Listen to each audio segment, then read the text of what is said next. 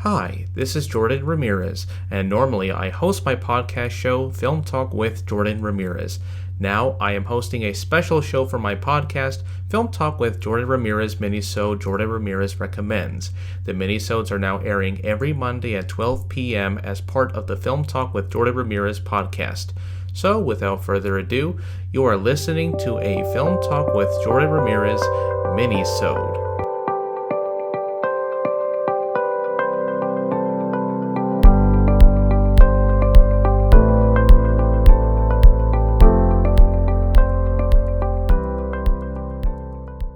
My recommended film is the art house drama Night Games, directed by Mai Zetterling, starring Ingrid Thulin, Kev Hjelm, and Jørgen Lindstrøm.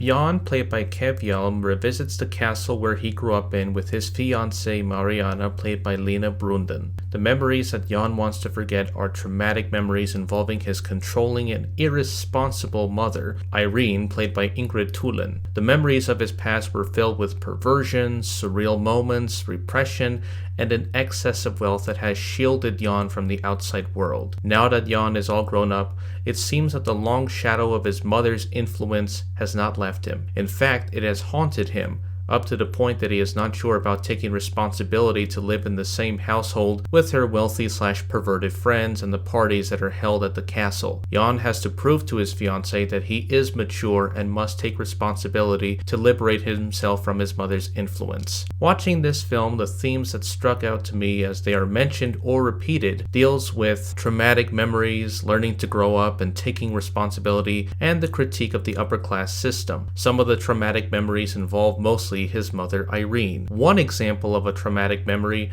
is when she is about to give birth. She invites her wealthy friends and her servants to come to her bedroom as a spectacle of watching her give birth. This sequence is a flashback from Jan's memory that he remembers all too well. Even though Irene is supposed to be treated as a responsible parent in the film, instead she is an irresponsible parent who does not want to grow up and decides to spoil her own son. The moments that she spends with her son are mostly inappropriate, given that even though she is pampering her son with love, she does show it in the most inappropriate places, up to the point where the relationship between Jan and his mother Irene feel more sexual than familial. That mark of not being able to raise her son as a responsible parent ended up being the reason why Jan feels trapped in the castle of her own mother's making. The upper class system that he surrounds himself with makes him feel trapped, as Jan said, "Money builds a kind of wall around you. You can't escape." It is that line that sends a signal to the critique of the upper class system in the film. After the release of Loving Couples in 1964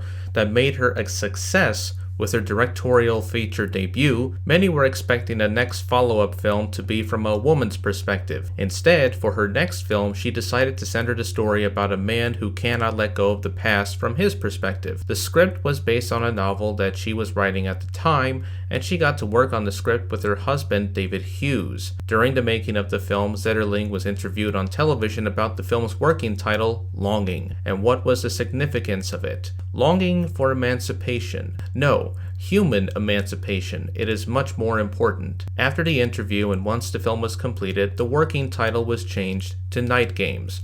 The film premiered at the Venice Film Festival in September 1966 and was controversial due to the taboo themes and topics presented in the film: incest, impotence, depictions of masturbation, and homosexuality.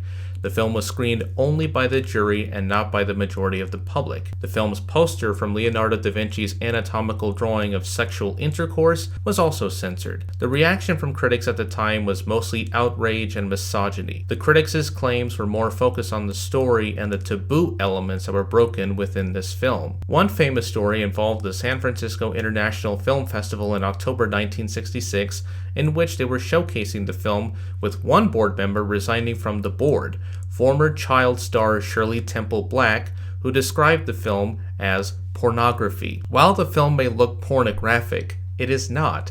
It is mostly an erotic film that is done in an artistic way that is made to look it more attractive. As I was watching this film, the film itself is not made as a film for families or kids to watch, even though it does feature a mother and a son. It is a film that is of its time, but it does show its message about how the upper class is portrayed as cynical and out of touch with the majority of the public. I will say that even though I enjoyed the film, I do find the story to be a mixture of realism and surrealism, given that Jan had spent most of his entire life living in a castle that feels haunted and feeling trapped and repressed, but mostly of wanting to be liberated from that castle, even if he has to tear it down. I do admire the production design by Jan Boleslaw to present the castle as an important character in the film that looked depressing, with the trappings of expensive and luxurious items that feel worthless and empty inside as time moves on. Also, the cinematography by Rune Eriksson is excellent to watch, with the mixture of different shots and angles to look at the bizarre and surreal world of the upper class life that Jan had to live through. Some of the best moments are when Jan is revisiting every room in this castle, and a younger version of his character is either in another room as the scenery and light changes to show the difference between the past and the present, or it's mostly done through dissolves. Some of the other strong points of this film are the musical score by Jan Johansson and Georg Riedel, the costume design by Birgitte Hahn, and the direction of Mai Zetterling. I would highly recommend this film for its bold and provocative stance, even if the film is not for the sensitive or vulnerable listener. I mean, this film was considered a favorite amongst John Waters, and he also included it in his interview on Film Comment magazine. On the next episode of Film Talk with Jordan Ramirez, want to find out how to make movies? Then take a journey from Japan about the filmmaking business, all told from a young PA who was given her first chance to direct a feature film. Pompo the Cinephile from 2021. That's coming up this Friday on Film Talk with Jordan Ramirez at 4 p.m. on Anchor, Spotify, Google Podcasts, and Radio Public. This has been a Film Talk with Jordan Ramirez minisode. Tune in to the minisodes every Monday at 12 p.m. and Film Talk with Jordan Ramirez every Friday at 4 p.m. on Anchor, Spotify, Google Podcasts, and Radio Public. If you are on Spotify, make sure to like and subscribe to keep this show going, and make sure to recommend your friends and family members to tune into this podcast. I also have my own YouTube channel, Film Talk with Jordan Ramirez, where you can watch my video podcasts and make sure to like and subscribe. And until then, I'll see you at the movies.